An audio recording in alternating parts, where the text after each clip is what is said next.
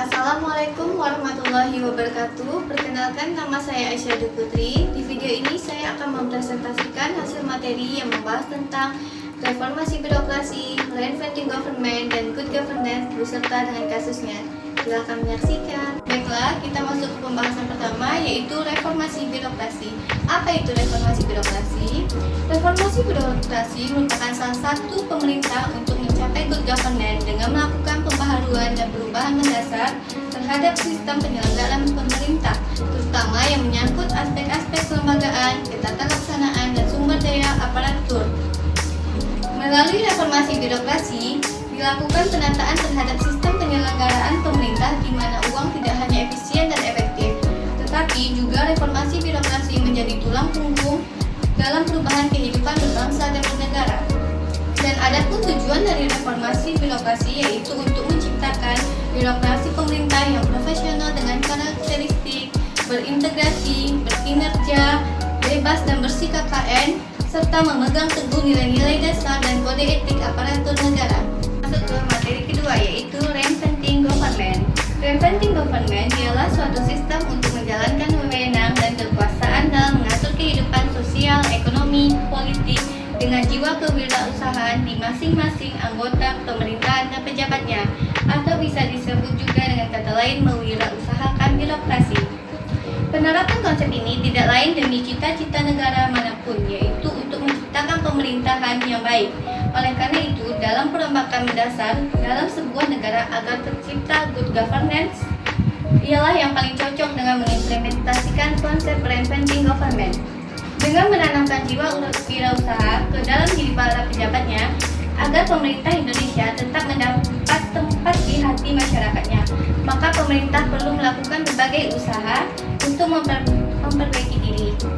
Salah satu caranya yaitu dengan mengefisiensikan manajemen pemerintahan atau melaksanakan manajemen yang biasanya dilakukan oleh pihak swasta. Baiklah, kita akan masuk ke materi ketiga, yaitu mengenai good governance. Good governance juga bisa diartikan sebagai tindakan atau tingkah laku yang didasarkan pada nilai-nilai yang bersifat mengarahkan, mengendalikan, dan mempengaruhi masalah publik untuk mewujudkan nilai-nilai tersebut ke dalam tindakan kehidupan keseharian. Good governance tidak hanya terbatas pada birokrasi pemerintah saja, tetapi juga menyangkut masyarakat sipil yang dipresentasikan oleh organisasi non-pemerintah atau LSM, dan juga menyangkut sektor swasta.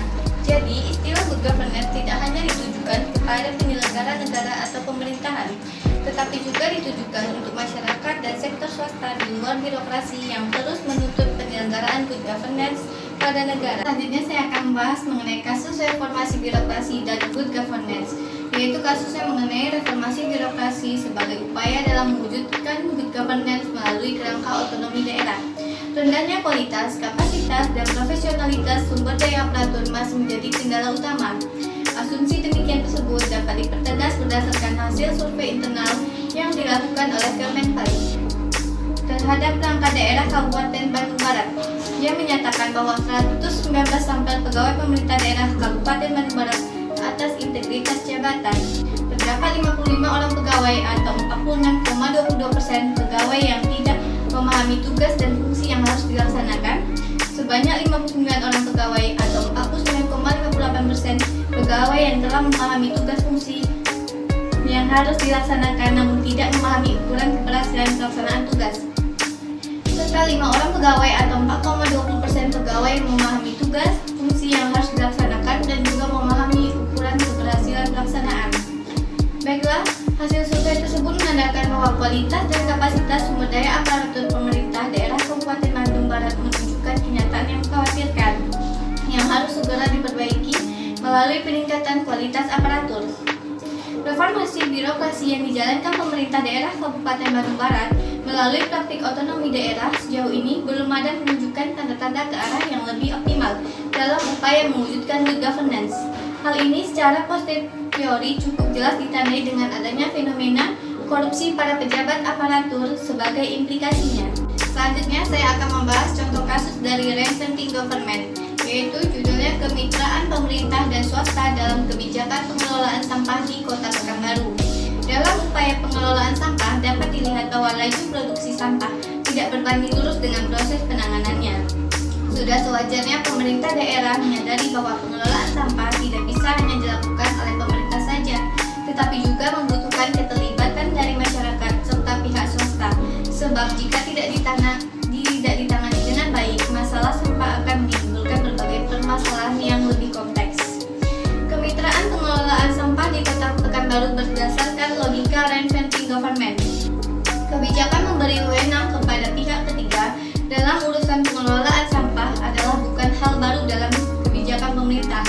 Logika seperti ini merupakan agenda besar dari transformasi reformasi birokrasi dan melibatkan pihak swasta dalam pengelolaan kebutuhan publik yang diharapkan mampu membantu kinerja pemerintahan.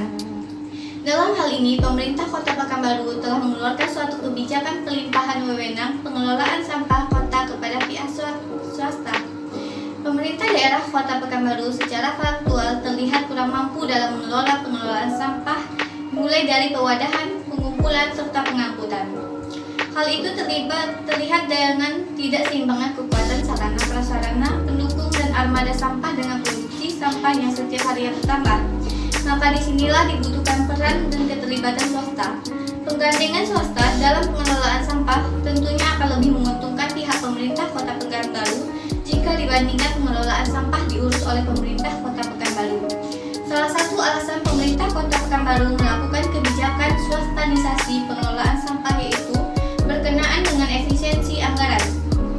Dengan kebijakan swastanisasi ini, kemudian pemerintah Kota Pekanbaru berkewajiban mengontrol kinerja pihak ketiga berdasarkan perjanjian yang telah disepakati oleh kedua belah pihak. Logika seperti ini sejatinya merupakan salah satu alur pikir yang ditawarkan oleh Osborne berkenaan dengan di mana pemerintah memiliki peran sebagai pengarah ketimbang menjadi pengayuh atau pelaku pelayanan publik.